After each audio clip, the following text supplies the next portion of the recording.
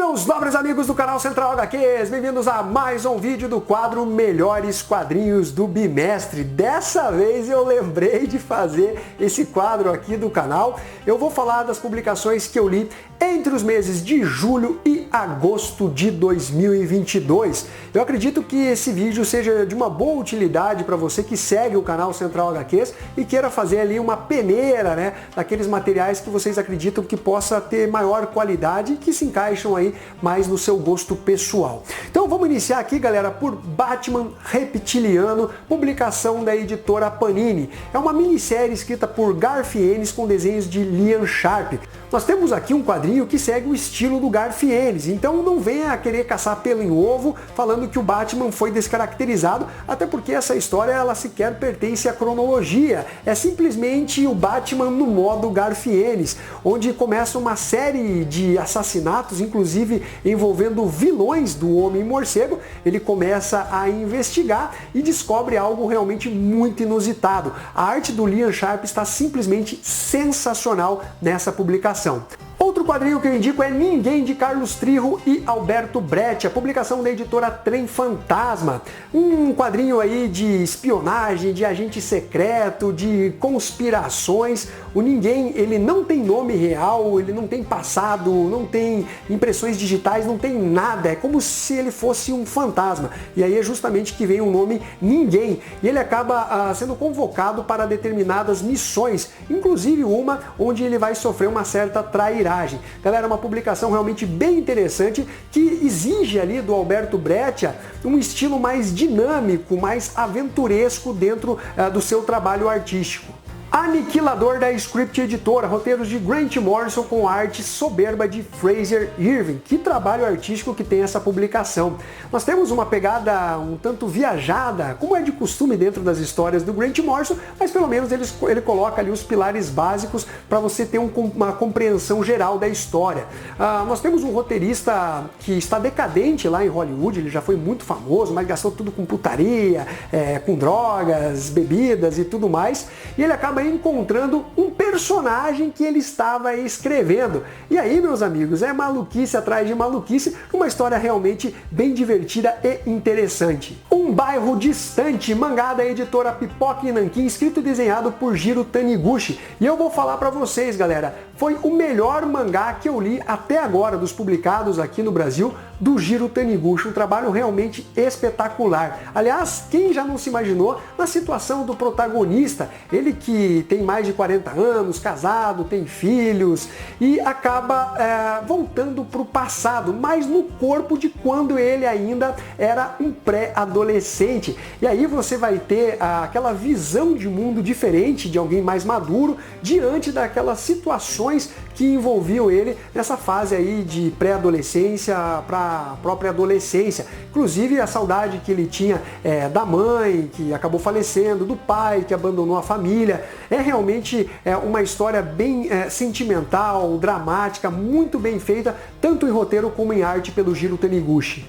O Reinado de Carcosa, quadrinho nacional da editora Draco, de Marcos Guerra, com a arte de tirar o chapéu do Will Silver, e as cores também estão belíssimas dentro dessa publicação. Nós temos uma história alinhada àquela trilogia de terror já lançada pela editora Draco, né, que começa com o Rei Amarelo, onde nós temos a jovem Cássia, que é convidada para participar, né, de um espetáculo da sua ex-namorada, mas que acaba sendo levada para um labirinto de narrativas perturbadoras. Uma história realmente de bastante qualidade e que deve entrar aí para minha lista de melhores quadrinhos nacionais do ano. Eric Stormbridger, da editora Pipoca e Nanquim, série vencedora do Prêmio Eisner, escrita e desenhada por P. Craig Russell.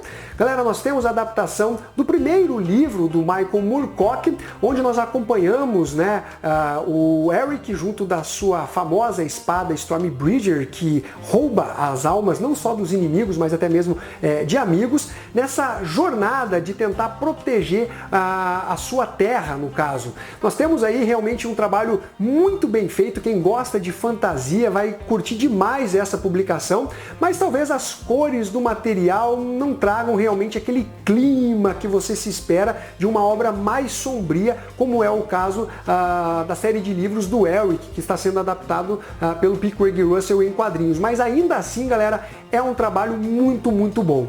Rusty Brown de Chris Ware, publicação da editora Quadrinhos na Companhia. Meus amigos, sem dúvida vai entrar para minha lista de melhores do ano, aquele da nata. Nós temos várias histórias paralelas, entre elas a do próprio Rusty Brown, que é um garotinho bem introspectivo, muito sonhador, que gosta da Supergirl, e além de uma professora negra que acaba sofrendo um pouco por conta da sua cor de pele. Tem a história de um garoto muito popular que passa por altos e baixos na sua vida, o próprio pai do Rusty Brown, que tem uma história realmente muito interessante. Galera, que quadrinho, isso aqui é realmente uma obra-prima. Tio, o Sabor do Crime, volume 1, Ao Gosto do Freguês, publicação da editora Devir. Galera, eu considero essa uma das séries mais originais dos últimos tempos, onde basicamente nós somos apresentados a um contexto de uma pós-pandemia envolvendo frango, e aí aquela gripe aviária que fez com que o governo dos Estados Unidos proibisse o consumo da carne de frango,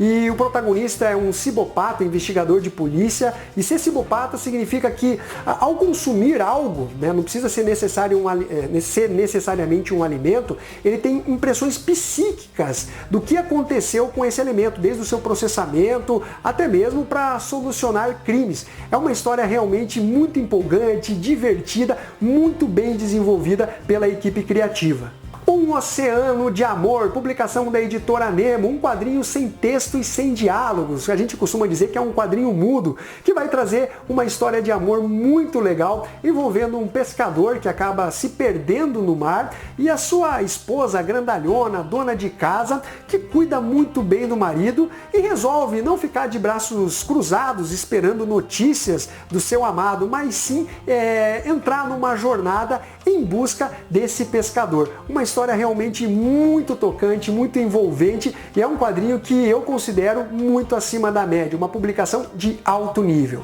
Marte Mistério, edição gigante, volume 1, Xanadu, da Mitos Editora.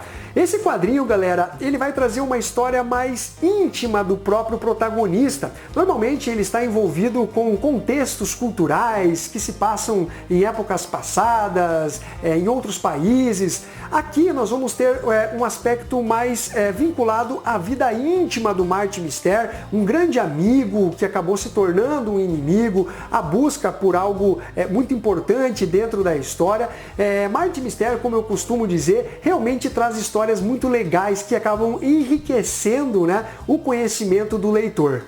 O Rumor da Geada, da editora Figura, com roteiro de Jorge Zentner e a arte de Lourenço Mattotti, que faz um trabalho artístico diferente do convencional dentro dos quadrinhos. Nós temos uma história de amor e medo, onde o protagonista ele acaba se afastando da namorada a partir do momento que ela fala que quer ter um filho com ele. Ele sente medo dessa responsabilidade, então eles acabam se afastando, onde ela vai seguir com a sua vida, casa e está esperando um filho. E aí nós vamos ter um reencontro desses dois personagens e ao final mostra um pouquinho da relação do protagonista com o seu pai, algo que faz uma espécie de link justamente com essa história principal. Um quadrinho realmente muito bom. A Obsolência Programada dos Nossos Sentimentos, publicação da editora Pipoca e Nanquim, de Zidro e Aimé Dijon. Material que vai trazer uma história envolvendo um casal de idosos, mas que ainda não era um casal. Nós temos o Ulisses e a personagem Mediterrânea que acabam se relacionando, e aí que toca na questão do hectarismo, na parte do envelhecer. Até que ponto as pessoas podem manter a mente jovem, até que ponto nós somos programados a imaginar que a gente não pode fazer mais coisas. Realmente é um quadrinho muito bem escrito, muito bem desenhado e que vai trazer ali uma questão reflexiva muito interessante para o leitor. Uma história de crime e poesia, publicação da editora Dark Side Books. outro quadrinho que, meus amigos, vai entrar no top da nata da lista de final de anos de melhores quadrinhos de 2022. Nós temos uma história real que se passa em Chicago, ali no final dos anos 50, onde nós temos pai e filho numa relação um tanto conturbada.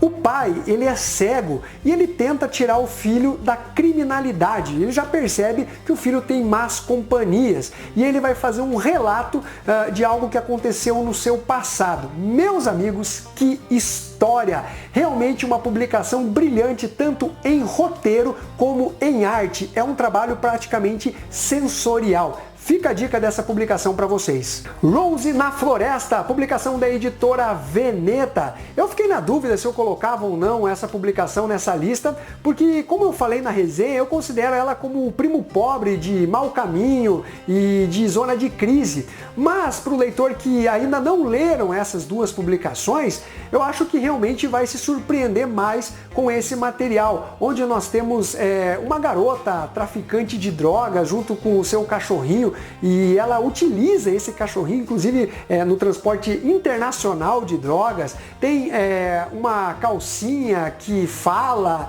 é um negócio meio doido e cabuloso, trazendo um humor perturbado, um humor ácido para dentro das páginas, com algumas cenas gore, inclusive. É uma publicação diferente e que é bem engraçada, segue a linha, como eu já mencionei, de Mau Caminho e Zona de Crise. Então eu vou indicar ela para vocês. O Livro dos Insetos Humanos, mangá da editora Dark Side Books, mais um trabalho brilhante de Osamu Tezuka.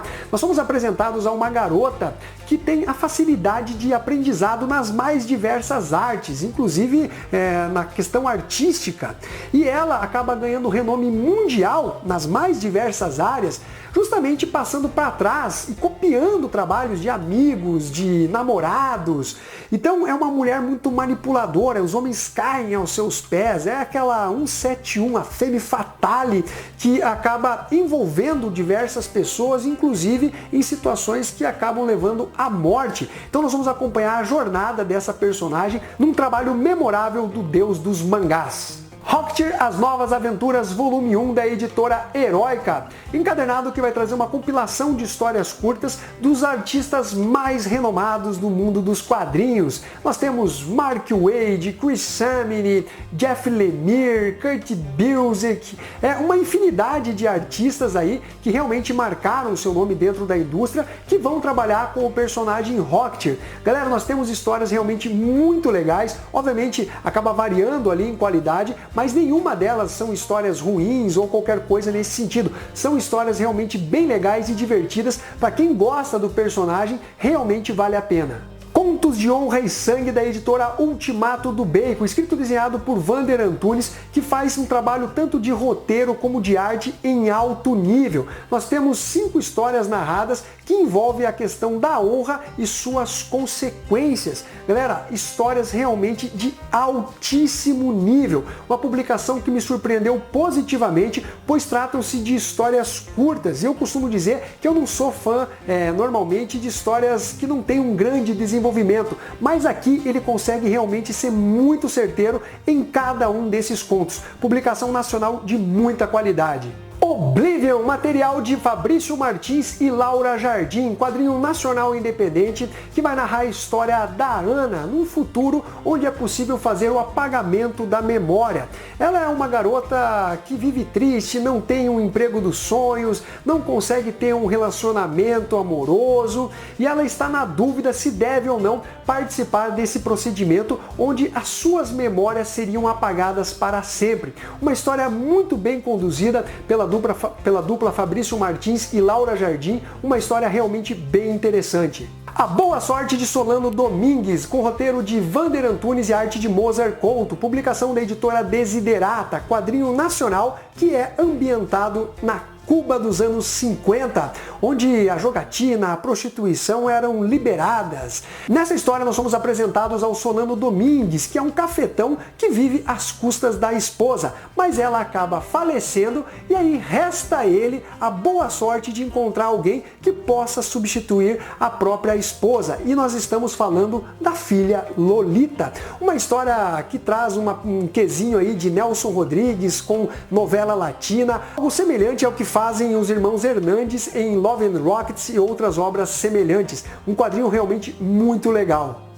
Milady 3000 da TAI Editora, mais um trabalho de Roberto Raviola, o Magnus chegando ao Brasil. Nós temos uma mini saga espacial onde a protagonista, apesar de pertencer à nobreza do Império, ela está na linha de frente combatendo justamente os inimigos do Império, com histórias conspiracionistas, histórias que não envolvem seres alienígenas. Apesar de inspirada em Star Wars, ela tem ali a sua própria personalidade. Uma publicação que eu indico para vocês.